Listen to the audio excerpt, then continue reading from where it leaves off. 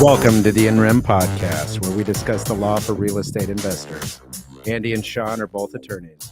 Nothing said in this discussion should be considered legal advice. We're simply providing information and education. You should consult with an attorney in your state regarding any specific legal issue that you may have.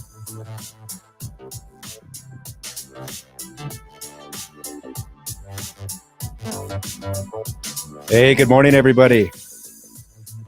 Today, our topic is using self-directed IRAs to invest in real estate. I'm Andy Fowler, and I'm here with Sean St. Clair. If you're new to the show, give us a like and make sure to subscribe to the channel. We are on Facebook. You can also find us on YouTube. Our handle is at INREM Podcast. That's at INREM Podcast. Take a look at it, subscribe, give us a like. We'd really appreciate it. With that, we're going to go to Sean, who has our legal update for us today. Yeah, so today I want to talk about using realtor association contracts to wholesale real estate. Generally, that's not the preferred method of, entering into a contract that you're going to later assign. I generally recommend having, a customized contract or a purchase contract specifically drafted to deal with, wholesaling. But nevertheless, I have clients and I personally know real estate investors who, use the association forms and are successful at wholesaling. The first recommendation would be to make sure that any state required disclosures are put into that contract. So a specifically drafted, wholesale contract that should be state specific. It's going to have the required language of the state or disclosure language that needs to be in there. For example, Arizona just passed a disclosure law that requires buyers to disclose whether or not they're going to or intend to assign the contract. And if they don't have that required disclosure language, then the seller can freely, back out of the contract and keep the buyer's earnest money in the process. So you want to make sure that if you do use the realtor association contract, that you're going to have a provision in there that discloses whatever you need to disclose pursuant to state law. The other issue that comes up with using a realtor association contract is the fact that it's not going to have a specific assignment provision in the document. It's just going to be silent, or at least here in Arizona, our association form is silent on assignments. So the question is, okay, well, as a buyer, can you then assign? And the answer is generally yes, but basically there's three factors that we look at to determine whether a contract is assignable. So in Arizona, pretty much every contract you enter into is assignable and there's three things that would make it so that it can't be assigned. So the first thing is that it materially changes the contract or puts an additional risk on the other party to the contract. So the party that's remaining in the contract that's not assigning their interest, that, is it going to materially change that contract? Is it going to put them at greater risk of not having the other party perform? Is it going to somehow damage them? Is it going to increase their burden in some way under the contract? Generally, an assignment will not do that, especially if the contract provides that it's a cash transaction. The end buyer is going to purchase it in cash. It's not going to be contingent upon any type of financing. There's no material change there to the contract. And so that element would be non-existent. And so the contract would remain assignable. The second is whether or not the assignment is forbidden by statute or by public policy. There's no statute in place prohibiting the assignment of real estate purchase contracts. In fact, on the commercial side of things, I do a decent amount of commercial due diligence, and I work with buyers and in assisting them with buying commercial real estate. And on the commercial side of things, it's uncommon to purchase the property in the original buyer's name. Sure. Normally, you have a sophisticated buyer that has a entity that they use to enter into the purchase contract, but then they want to do some asset and tax planning on the back end. And so they go and form another entity. And before closing, the contract's assigned to that other entity. So this happens all the time in the commercial space. And so the same would hold true with the residential. There's no statute that prohibits or there's no public policy grounds, at least here in Arizona, that would prohibit the assignment of a contract that doesn't otherwise have a assignment clause. And then finally, is this assignment specifically prohibited by the terms of the agreement, right? So if the purchase contract were to state that, buyer may not assign this contract, well, then they can't assign it. But absent that language, then it's fully assignable. So basically, you can use a contract that's silent on whether or not it can be assigned, as long as the assignment does not materially change the terms of the contract or burden or affect the non-assigning party, as long as the assignment's not prohibited by statute or public policy. And then third, that the assignment's not expressly prohibited by the terms of the contract. And of course, we've discussed in other shows why, if you're using your own improved and created purchase contract, there's some assignment provisions that we'd recommend even adding to that. But this really being in the event you're using a form contract that doesn't address it, you still have the ability to assign so long as it isn't prohibited otherwise. Well, and at least here in Arizona, it has that state required disclosure language. True. Yeah. Because then the if it doesn't, right, the buyer can pull the plug on the deal. Correct. Yeah. Yeah.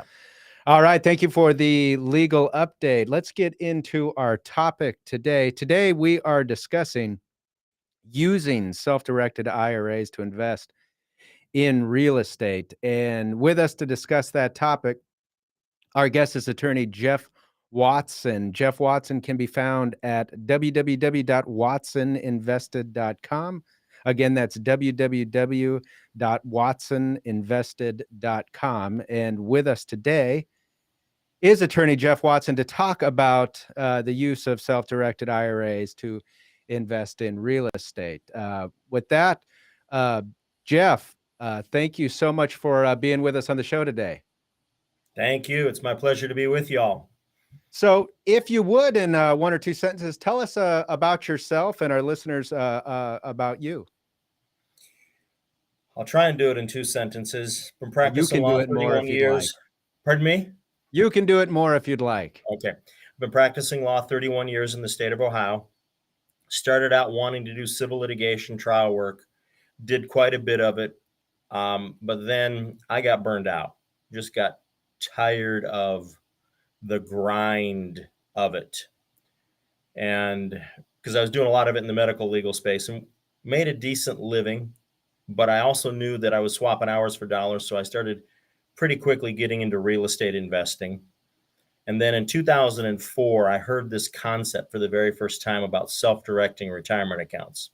Now, I'd already rolled everything from a traditional to a Roth the moment Roths became available. So I understood the power of Roth IRAs. But then when I could couple real estate investing with Roth IRAs, I really got excited. So I went on a journey to learn as much as I could. And it was very frustrating how little information was really out there about how to do it. A lot of stuff out there about what you can do, particularly, mid 2005, 2006. But it wasn't until about 2009, 2010 that I found a couple of good teachers that showed me how the deals I'd already done were pretty bad, and just dug into it. And then you just like practicing anything else, you just get better at it the more you do it. And so now today, I am pretty much almost completely out of the courtroom. And I pause that because literally I'm filing an answer this week that's going to put me back in litigation on a case that right now my deck was completely clear, but I'm going back in on this one case. High school friend jammed up on a real estate deal, so I'm going to help him out.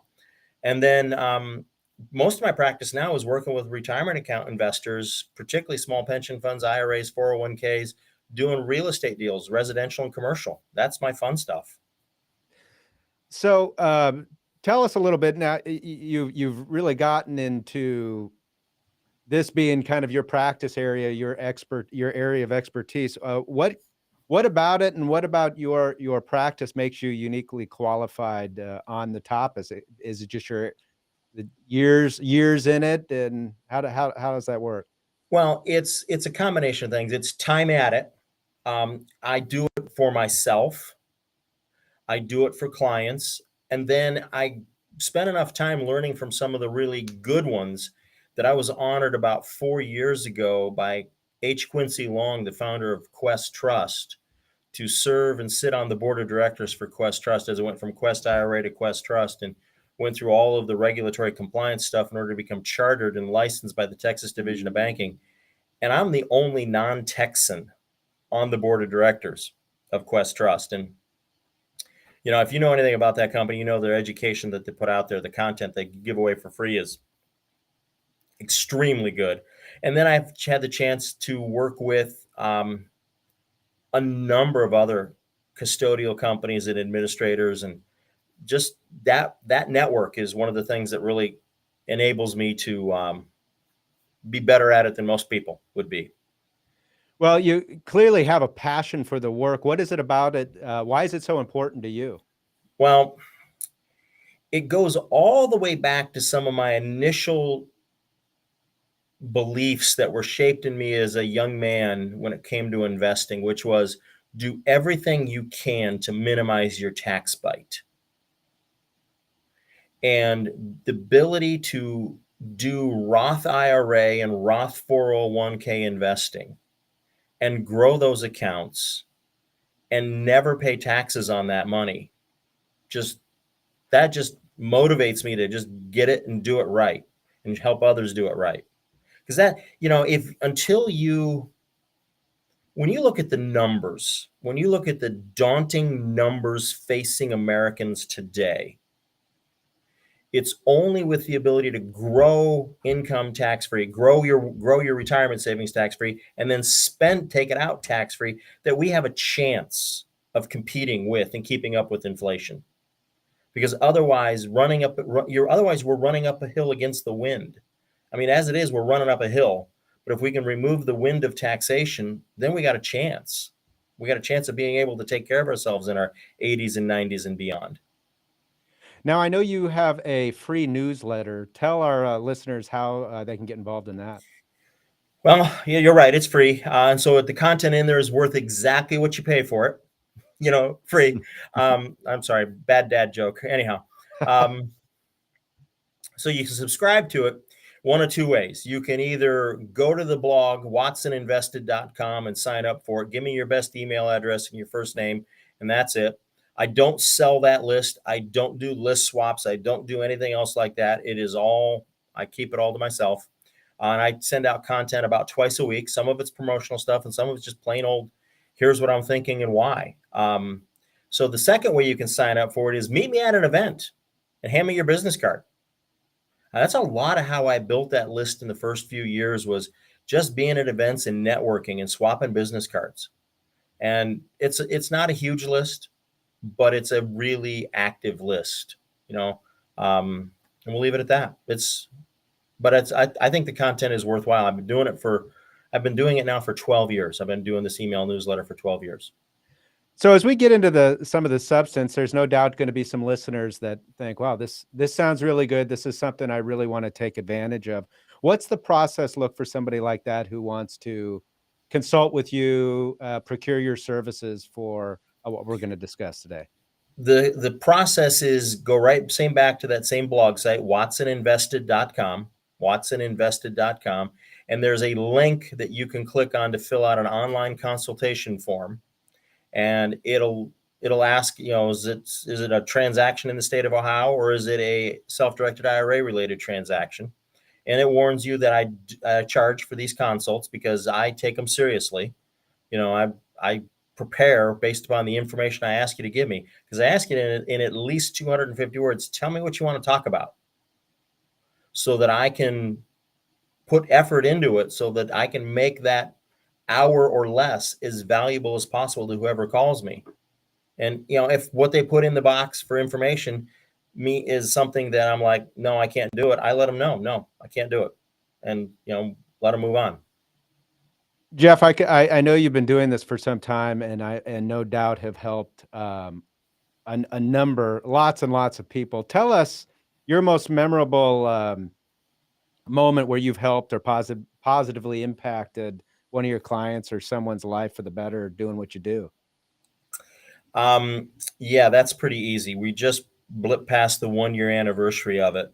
It was right around October 27th of last year when we saw the amended and updated version of the Build Back Better bill that the House was then moving to the floor to vote on. And it was without the two provisions that the entire self-directed IA industry had clamored to have taken out of there. And it was the day that legislation came out, the day after I had meetings in Washington, D.C. with several key Democrat members of Congress, specifically Henry Cuellar, Vicente Gonzalez. And then I had some meetings with guys that are on their way into the House. Morgan Luttrell, first time I ever met Morgan Luttrell. Bumped into him a couple of times since then. We also got our message over to Congressman Josh Gottheimer, Democrat out of New Jersey. And it was those men, those moderate, more moderate leaning Democrats that went back to the leadership and said, if you want our support on this, and if you want the phones to stop ringing, and if you want the emails to stop pouring in, and if you want to pay attention to what this handsoffmyira.com is saying, you got to strip these two sections out. And at first they took out everything. And then when they got all done with it, they put everything back in except those two provisions that we had as an industry been hammering away at them on, And when I mention that website, I always got to mention my good friend John Heyer, because John Heyer created that website over a weekend. He and his tech guy Hector, and then everybody used it as a tool to just pound away at our representatives. So that was my biggest IRA stuff. That's really a good deed for all of us, right? I think America thanks you. I think it was a great deed for all of the nation, not just real estate investors, not just self-directed IRA account holders, not just custodians and administrators, because what we really did is we let that bill suffer a death by 1,000 cuts. And I'm just going to get really political for a second here, okay? When my friend Henry Cuellar, who I pray is going to be reelected in 1 week, and my friend Vicente Gonzalez, and he's in a fight for his life like all get out to be reelected.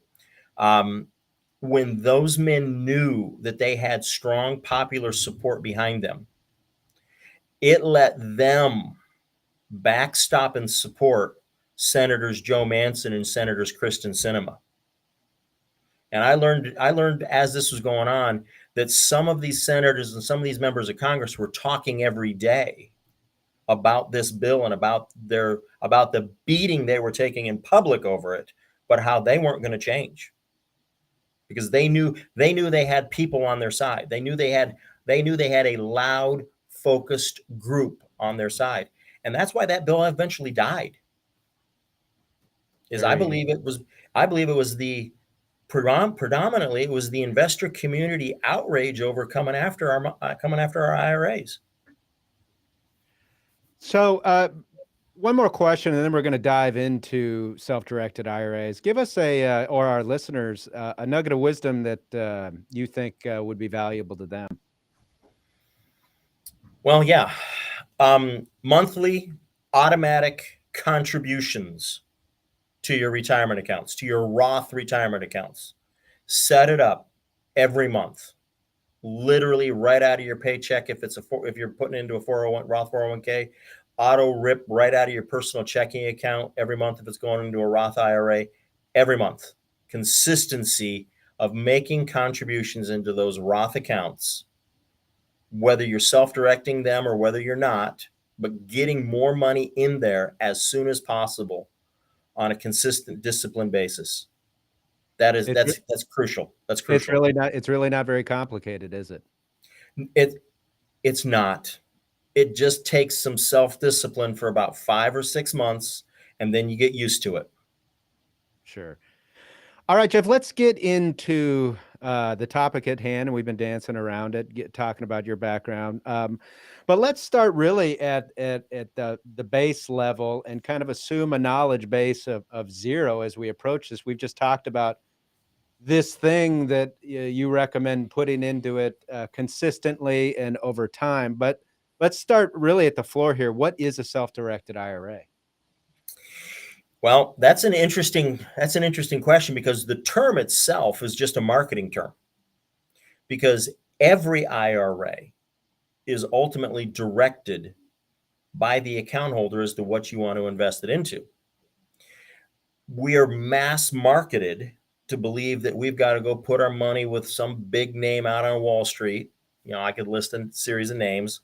I don't want to list them because then somebody get offended I named one and not the other, whatever. But we've been trained with billions of dollars of advertising, thinking that we've got to put our money into stocks, bonds, mutual funds, and ETFs. Well, the account holder chooses what they're investing in when they pick and select the account. The same thing applies with self-directed in the true self-directed space, because what that does is there are certain custodians and administrators that say, hey, what other than stocks, bonds, mutual funds, and ETFs? We'll help custody those assets. If it's a house, if it's a part of a limited liability company, if it's a private placement memorandum or a syndication, or if it's a promissory note, or if it's something else, part of an apartment complex, whatever. They're designed to be able to do that. They've got the systems, the skills, and the processes to do it, and they choose to be able to do it and make money doing it. The big Wall Street companies, well, they want to keep your money. They want to keep pouring it into stocks, bonds, and mutual funds and ETFs. And there's a place for it as part of your diversification, but it doesn't all have to be that way. So let's talk about the different types of investments. And you mentioned this before. Obviously, there are institutions, like you mentioned, that provide for IRA investments and maybe give you a plan on how aggressive, how much risk you want to take, so on and so forth. And, we're a lot of us who have ever worked for an employer or dealt with maybe a similar investment strategy like 401ks might understand. And you pick your strategy and then you forget about it, but you're really not really involved in that. But a lot of our investors are, a lot of our listeners, this is a real estate investment podcast. They're into real estate, and that's what they've chosen to focus on. And in a lot of cases, that's what they're good at. And so let's talk about some of the different investments that you can use in a self-directed IRA, some of which that you might see in the real estate context. You mentioned buying notes, like promissory notes. That's something you can do with a self-directed IRA. You can do that you can do notes two different ways with a self-directed IRA. You can buy an existing note that's already been originated, whether it's performing or not, secured or not, first position, second position, doesn't matter. You can buy them. Or you can also originate one out of your self-directed IRA by your IRA being the lender. And so you're literally taking the money in your IRA, lending it out to a non-disqualified borrower, and receiving back in your IRA that executed promissory note. So there's a couple of different ways of doing it. So notes are my preferred thing to do in my retirement account, my self-directed account. I pretty much stay to paper, notes, options, things like that. I do have one house, but I'd have a lot more paper than real estate. So Jeff, on that same vein, and maybe it's a little off topic, but I'm just curious. Let's say I was an investor and I want to, whether using a self-directed IRA or just as an investor, I want to go and buy notes. Where does somebody go to just buy notes? Where would I even start that process? Is there like a website out there? Is there a, there are a number of platforms out there that sell notes. I'll rattle a couple off the top of my head. PaperStack, Notes Direct, FCI, all last I knew had platforms where they were offering notes for sale with links to the collateral or the due diligence files. But a lot of individuals I know market. They literally send, these obviously aren't self-directed accounts because they don't want to be in the business of doing it, but they'll send out direct mail. They'll buy lists of people who've recently originated a note, and they'll buy it that way. But there's a lot of different ways. The number one method that I think works the best for doing note deals in a self-directed retirement account is opening up a self-directed account with a company like Quest Trust, getting money in the account, but maybe not all that you need to do the deal, but you got it sitting somewhere else. You might be at Fidelity, Schwab, Vanguard, or whoever else I forgot to name. Go to a series of in-person events, network with individuals, see what's out there, see what the cornucopia of options and choices are, find something that interests you, and then do extreme due diligence. Don't just say, oh, well, he sounded so nice, or she looked so pretty and sounded so professional, I trust him. Don't do that. You got to do massive due diligence, because remember, this is years or decades of contributions that you're now putting out to work in a different way. What are some events where I know there's real estate wholesaling and creative financing events, but what are events that somebody could go to network and connect with people who are in the note buying space? Okay, well, there's a number of events. Last month was Quest Expo in Houston, Texas. This coming weekend is Note Expo in Dallas, Texas. This same coming weekend, there's a big event down outside of Cincinnati, Ohio, called OREA. There's a lot of different events. You don't have to necessarily go to the big ones. You can just start looking for local meetups. I would tell you, if you're just starting, you want to lend locally, because it gives you a better chance to do more due diligence on the people involved, on the properties involved, and then better control over the paperwork, because it's local paperwork that you already have some familiar with. So you can check all three of those boxes as far as your due diligence. Okay.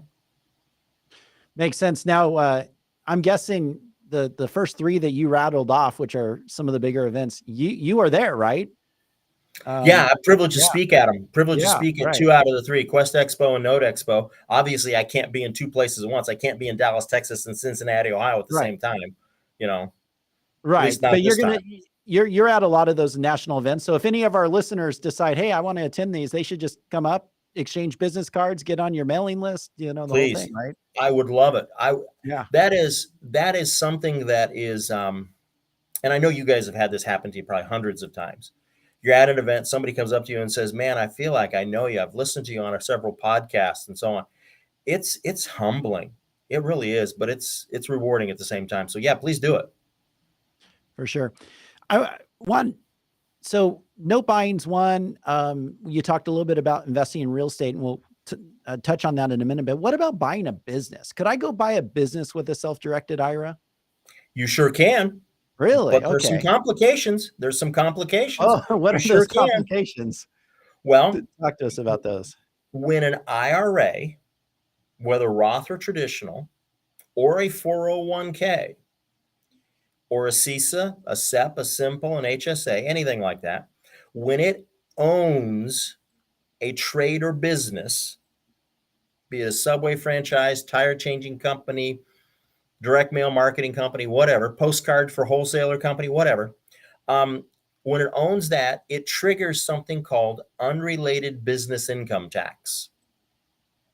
Now, there's ways to mitigate against it to keep it from getting beyond 21%, because UBIT is a trust-related tax, and it can go as high as 37%.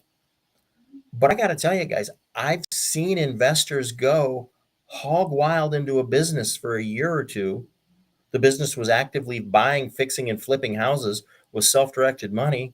Yeah, they paid a third of it in taxes, but they kept the rest of it as tax-free for the rest of their life.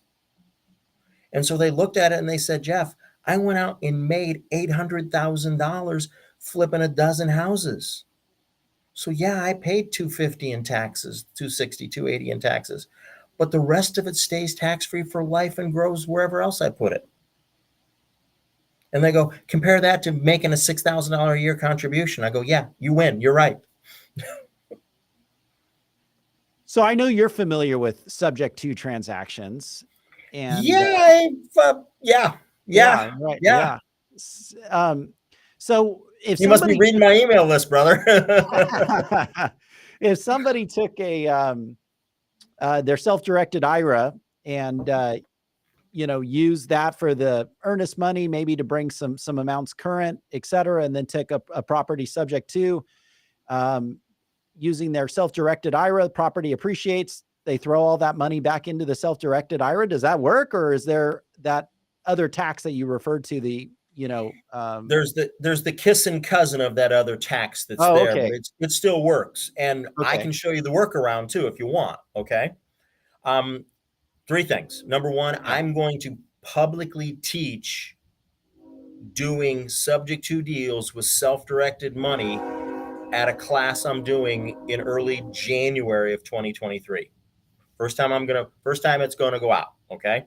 It's not going to go out in any other teasers or anything else before that. I'm going to publicly teach it it's in a self-directed IRA lending class I do once a year. It'll be in Dallas, Texas. Secondly, you can do those deals. You will then trigger something called UDFI, unrelated debt finance income, so that the IRA will pay taxes just like UBIT on the portion of the profit that's related to the amount of debt involved. So, for example, the IRA's got $50,000 in it, and it takes over a mortgage of $450,000. So it's got and it puts the 50 in to bring it current. So it's a $500,000 investment. 450 is leveraged through taking a debt over subject to. So then 45%, 90% of the investment profit would be subject to UBIT. 10% would not be, because that's the IRA investment. But once again, guys, if I go do a home run deal that I otherwise couldn't have done, and I make $100,000 in profit, am I willing to pay 30 some percent on 90% of that 100,000? Yeah. Yeah, I am, because what I've done is I've made $70,000 tax free net into my IRA. Boy, that don't suck. Yeah. And a lot of times,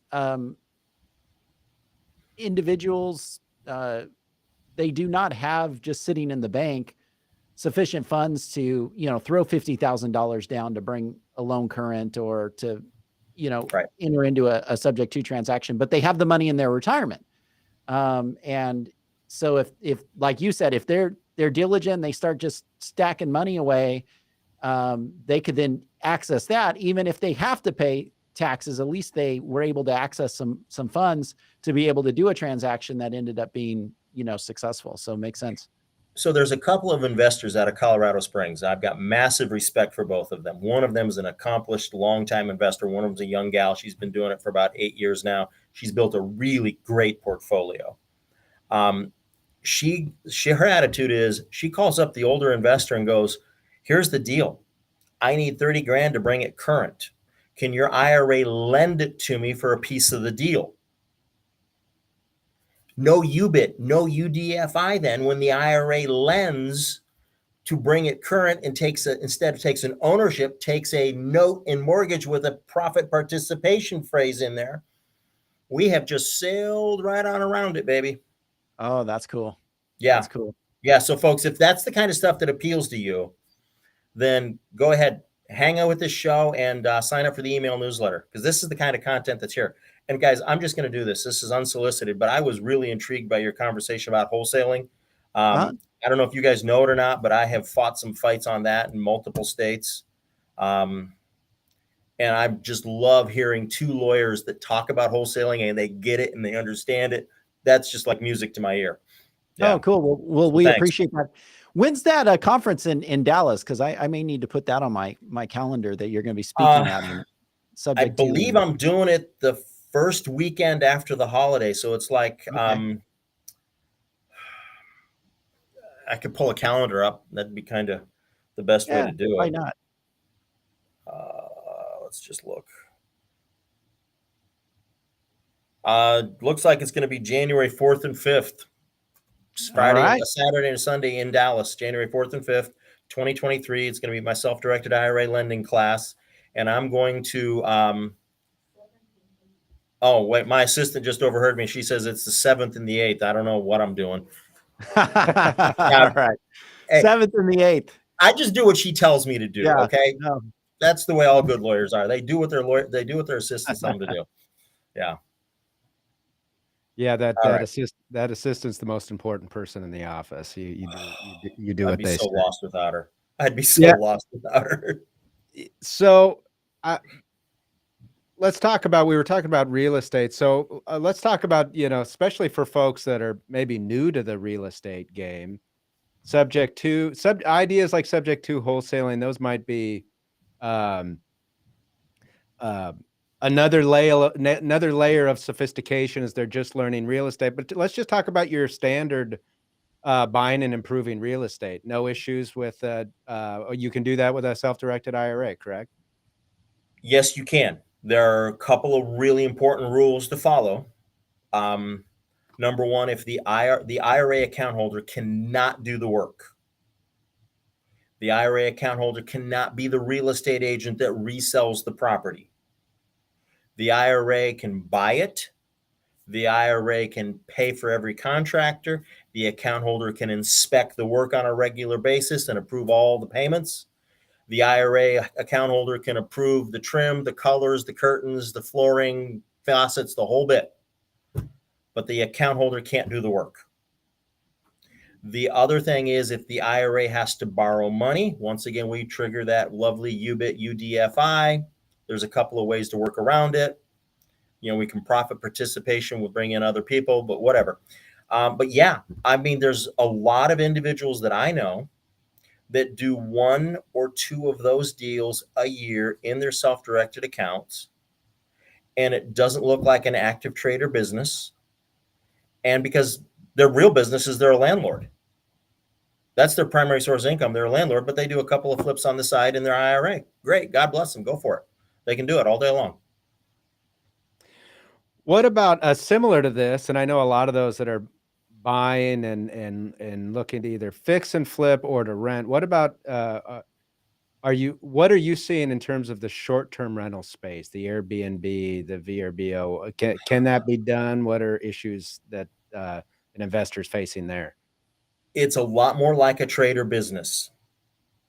So we want to be careful. The best way to get an IRA involved in there is to go find a good operator and lend to them on an equity or profit participation basis so that the IRA is clearly not involved in the day-to-day operations. The IRA doesn't know who the guests are, doesn't know when they check out, doesn't have any of that stuff, but the IRA benefits from both a baseline interest rate as well as a profit participation off of extra income made off of it, so off the short-term rental space. The other big thing I'm seeing is some of the smartest people I've met across this nation in the short-term space are rethinking their portfolios. Some of them are like getting much more sophisticated in their systemizations. And some of them are like, I'm no longer interested in this. And it's a whole host of reasons. It's just like everything everybody invests for all sorts of different reasons. So many of them are personal to us. So I'm seeing a lot of different things going on there. I firmly believe that the short-term space got overbuilt. We're going to find the winners and the losers, just like everything else, just like in the wholesaling space, just like in the fix and flip space, just like in everything else. We're going to find the winners and losers based upon persistence, integrity, process, systems, etc., work ethic, and so on. But it's a great area. If you know how to do it, it's a great area to be in. So you mentioned a potential strategy to utilize self-directed IRA funds for investing in short-term rentals, and you mentioned providing some of the financing and then taking an equity share.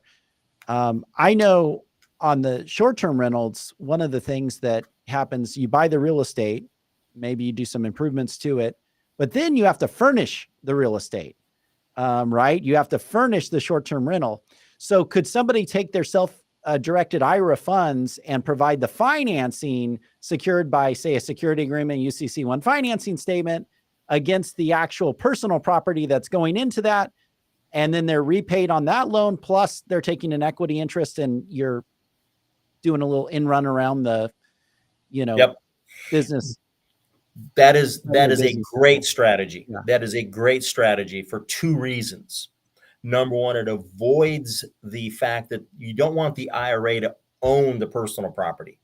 Because if an IRA owns personal property and rents it out, it is too also subject to UBIT. So I love your strategy. The second, and it's very, very similar to another strategy that I would suggest, is go ahead and let the IRA fund a portion of the acquisition of the entire property and furnishings, and then whoever was the borrower to acquire the property then leases the company out, or leases the property out to a short-term management company. So then you build another contractual layer between the IRA and the day-to-day operations.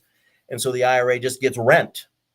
At the higher rent, you can do it a performance lease, so to speak, on that situation. You can do a performance master lease almost to an operator on a short-term basis, and you're getting a large chunk of what they're collecting net profit-wise back into the IRA. Very cool. I like that. Now, you guys asked me some great questions. They get the juices flowing. This is fun for me. Good. Well, it's fun for us.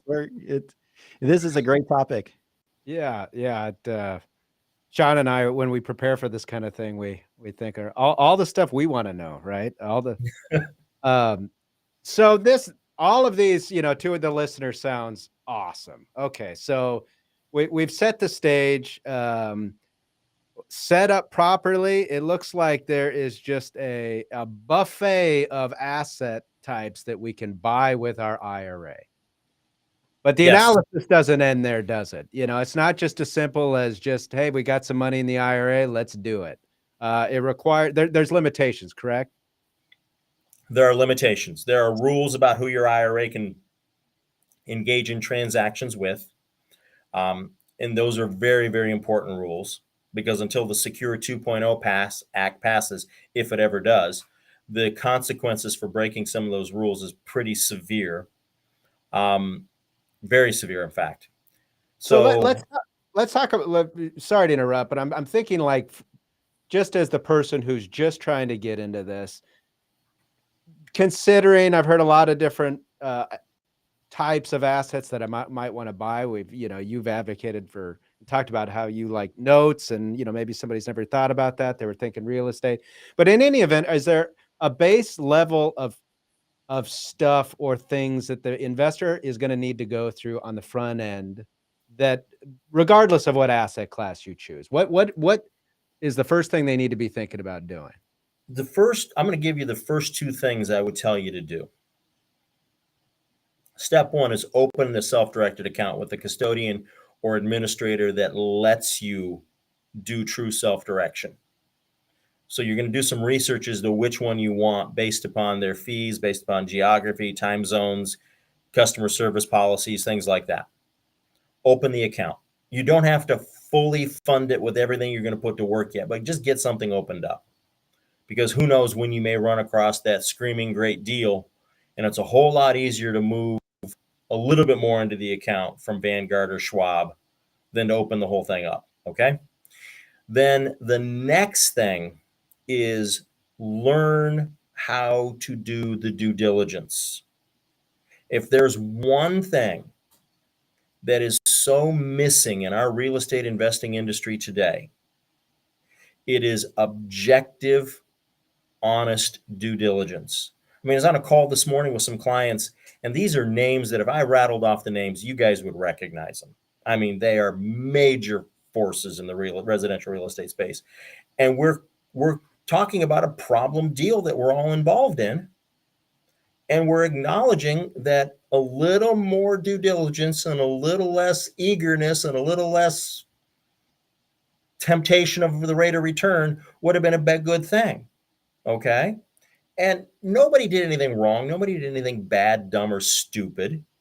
I mean, when the market shifts, the market shifts. So you've got a part of your due diligence, you've got to account for market shifting. And to me, And Andy and Sean, this is so crucial. I want people to understand that the ability to grow money tax-free is such an awesome opportunity that it has to be counterbalanced, equally counterbalanced with extra due diligence, because that money is so precious, because you've spent so many years making those contributions that you don't want to waste it on a bad deal. Yeah, this is the money that's supposed to be there for retirement, right? It's supposed to be there to take care of you. So Yep. due diligence, you're definitely preaching to the choir here. We've got endless shows about trustee sales, whatever the investment strategy is, and then the horror stories about not doing the appropriate due diligence. And you mentioned it, so much of the time oftentimes it's because of the excitement of the deal, the excitement of the return, not wanting to miss out, and just rushing into it. Give us an idea. Step one that you gave us is really kind of the formulaic process of just getting set up what you need to have set up.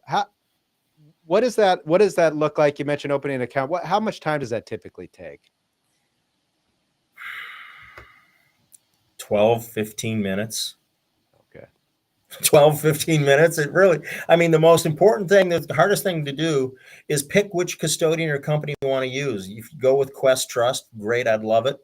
There's some other good companies out there. I mean, I represent some of them. Okay. Come on. It's, just the nature of my business. So pick the company, go to their website, download their forms, fill out their forms. And the hardest thing is going to be have a copy of your current IRA statement from wherever it is now. If you're going to move money over, because they're going to need to know name, address, account number. That's the big thing. That's the hardest part there is. Now, how does the investor integrate an LLC into this equation? Oftentimes they're using or wanting to operate through some sort of limited liability company, maybe that's different from them individually. How does that become part of the process? I'm glad we got to that. I know we're getting close on the end of time here, but I'm really glad you got to that question. There's two things I need to talk about with that. Number one, all too often, people are sold an IRA-owned, checkbook-controlled LLC that they don't yet need. They don't yet need. Eventually, they should. I had to go to get one. I used a trust instead of an LLC when my then custodian would refuse to do my deals because they thought I was making too much money in the deal. My rate of return was too high. Okay. So I found the bypass by setting up an IRA-owned trust. The second thing is you need to be very careful about what you're going to do with that. Now, I'm going to say something in a couple of sentences here that's going to be a little controversial. I don't care. I'm a lawyer. I'm used to it. You guys are the same way. You're used to it, okay? I love the idea of an IRA-owned LLC or an IRA-owned trust, as long as the account holder is not the manager of the LLC or is not the trustee of the trust. Because there was a tax court case that came out a while back involving home storage of gold, where Kingdom Trust, I got a really good friend that's at Kingdom Trust, in-house counsel at Kingdom Trust. He sent it to me as soon as the tax court decided the case, where somebody was the manager of their IRA-owned LLC and they bought home storage gold. And the court said because that account holder had exclusive access and control, unfettered access and control was the exact words in that court case. That blew the whole account up and created a huge tax liability. Now you're going to say, well, Jeff, I'm the manager. That doesn't mean, oh, yes, if you're the manager of the LLC, you can go to the bank and you can write a check and draw all the money out. That looks a lot like unfettered access and control to me. So, yeah, just now, will people disagree with me? Oh, yeah. Will people say, well, Jeff, you're reading the case overly broad? Listen, You can go ahead and be the guinea pig. I'm not going to be. I don't want my clients to be the guinea pig. Okay. You guys can go be the low hanging fruit that the IRS harvests first. That's fine. Go for it. God bless. Jeff, what's the workaround on that then? The workaround is have somebody else. Most often for my clients, I have them pick a sibling that they've known their entire life that they trust to be that manager or that trustee, because they're now a disinterested person, non-disqualified, and great. There's somebody that they trust, they know, and they check the other boxes with the IRS, and that person's the manager. That person's the trustee, and off it runs. It's right. It's great to go. So can that disinterested third party also be, say, a child if they're, over 18 and capable, or no, parent? because the Nope. child is a disqualified person under the IRS rules under 4926 or 26 USC 4975. Right. My brain got wrapped around the wrong way here. That child is a disqualified person. A sibling is non-disqualified. Okay. Some little gap in the rules. That's why I exploit it that way. Very cool. Very interesting. Well, Jeff, we really appreciate you being here. We know that you've got a full schedule and have places to be. For those that are interested in setting up a self-directed IRA, you can find Jeff. You're also on Facebook as well, correct? I am on Facebook, me personally, and then I've got Watson Invested also as a Facebook fan page. Yes. Yeah, watsoninvested.com, where you can sign up and receive the free newsletter. And there's been on the website. It's got a lot of content regarding IRAs and how that works and how you can utilize that as an investment opportunity. Again, that is watsoninvested.com. Jeff, hey, we appreciate you being with us. Thanks so much. Well, guys, I have immensely enjoyed it, and I know we're kind of cramped on time because I've got a meet and greet with an incoming member of Congress via Zoom in like 5 minutes. But I would love if you thought it was good, if your listeners liked it, and they give a thumb up or even half a thumb up, and you think about having me come back, I'd love to do it. I'd love to do it as your schedule permits. Sure. We'd love to have you again. Let's do it again. Jeff Watson, everybody, thanks so much for being with us. We'll talk to you again soon. All right. Thank Peace. You, Watson out.